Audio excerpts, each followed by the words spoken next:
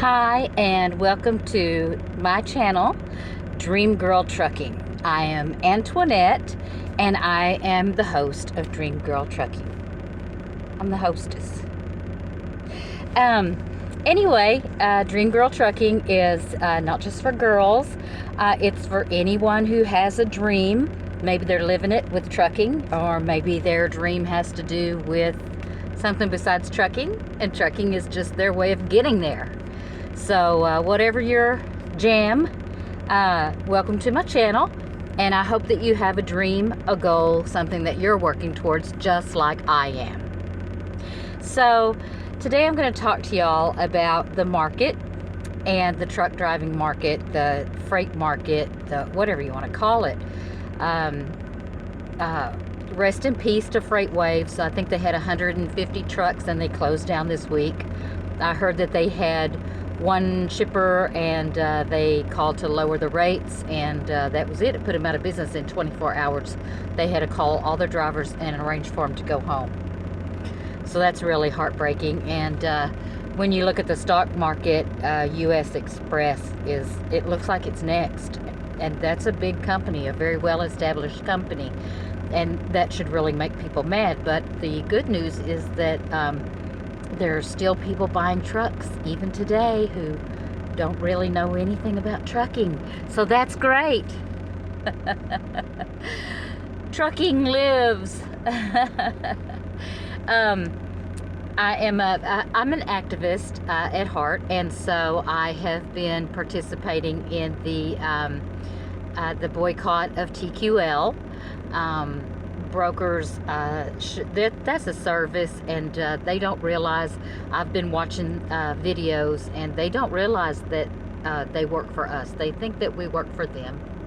They don't comprehend the expenses that we have out here with maintenance, preventive maintenance, repairs, just everything we put into our tanks, the anti-gel and DEF and reefer fuel and diesel fuel, and I put injection cleaner into mine every once in a while, and all that stuff, it adds up. But that's things that we have to have. What windshield washer fluid, we have to have that, oil, antifreeze, all these things, they're just part of normal driving a truck. Not to mention that we have to eat, and even if we cook on the truck, that's money. We have to buy groceries like everybody else, and gloves and just things that we need. And they sit in their little office and talk on the phone, basically, and they think that they actually think that they work harder than us. The quote was, when we do all the work, the hard work. That's what the broker said.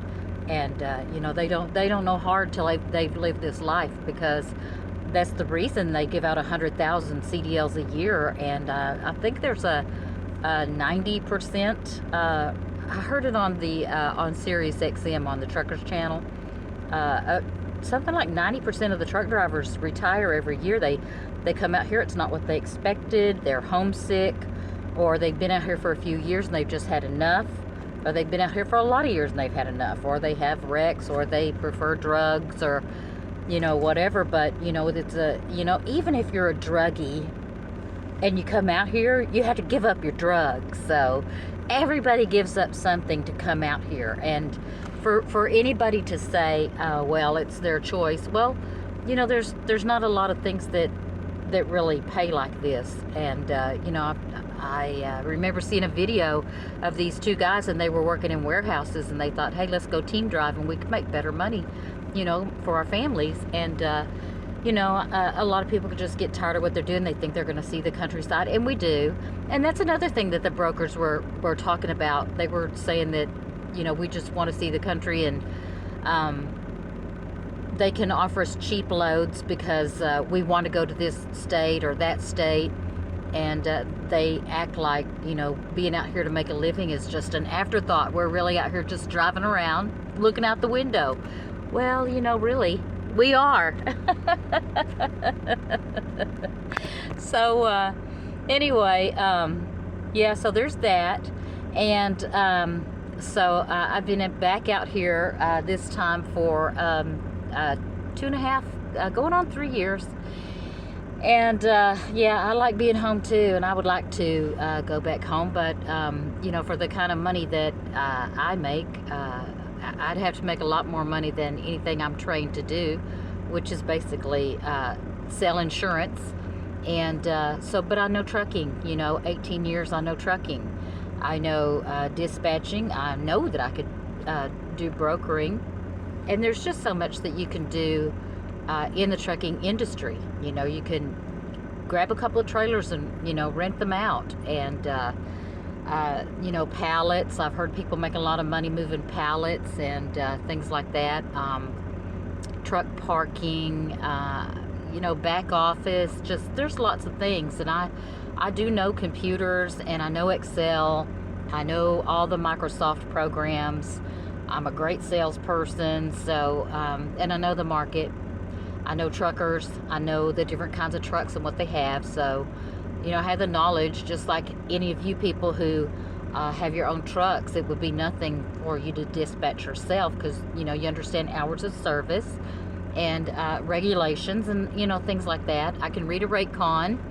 I can negotiate. I'm very well equipped. There's a lot of other things that I could be doing, most of which involve working for myself because I don't have a lot of office. I got office skills, but at my age, they want people who are in their 20s and their early 30s, and I'm almost 60, so there's not a lot of that out here for me. And I always say to people, when nobody will hire you, just go start your own business. That's capitalism. I love capitalism. I think it's great. Sometimes it needs to have the brakes put on, but it really beats socialism. So what can you say? There's nothing perfect in this world, that's for sure. So look at my hair. The lighting is so bad in this Volvo at night.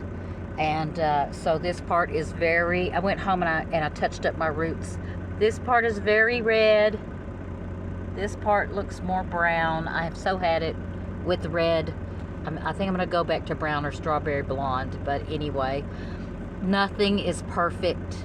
Nothing is perfect. So, but I have skills, and I can stay out here. But I'm telling you, I'm not making any money out here, really.